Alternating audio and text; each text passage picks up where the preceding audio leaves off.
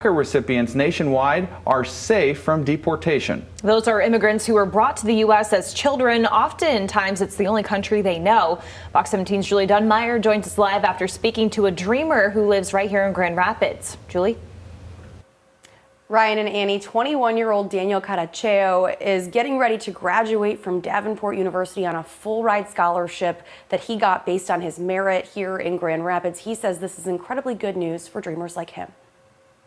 So yeah, at 5 years old, originally I didn't know that we were coming to the U.S. As a little boy, Daniel Caracheo remembers crossing the border to the United States. Still remember how weird it was, because we got inside this the truck, how like the truck drivers have this like compartment in the back where they sleep, they rest, and as we closer to the border, they told us it was like time to hide. So now a beneficiary of the Deferred Action Childhood Arrivals program, which allows him to stay in the United States. Daniel is an activist with United Michigan. Eventually in the horizon, there was like this flagpole with a massive U.S. flag, like the biggest one I've ever seen. Like it was maybe like the size of buildings. Like if this was a story, like if my life was a story, this would be like the beginning of like a new chapter, But that program was at risk for years as the Trump administration worked to end DACA, which would have allowed the U.S. to begin deporting dreamers.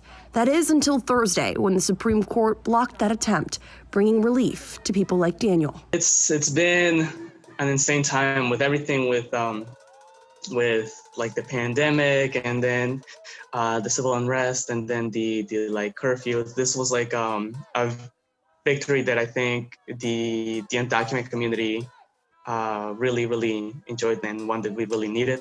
He says the ruling offers him some peace, at least for the time being, as he begins another new chapter of his life.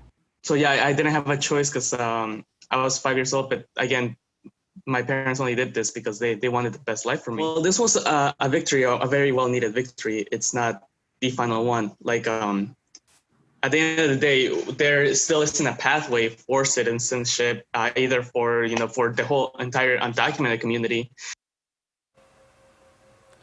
Now, that decision for DACA is not final, as the Supreme Court just simply ruled against the Trump administration's methods, not whether or not DACA is constitutional or unconstitutional. So things for dreamers are still up in the air.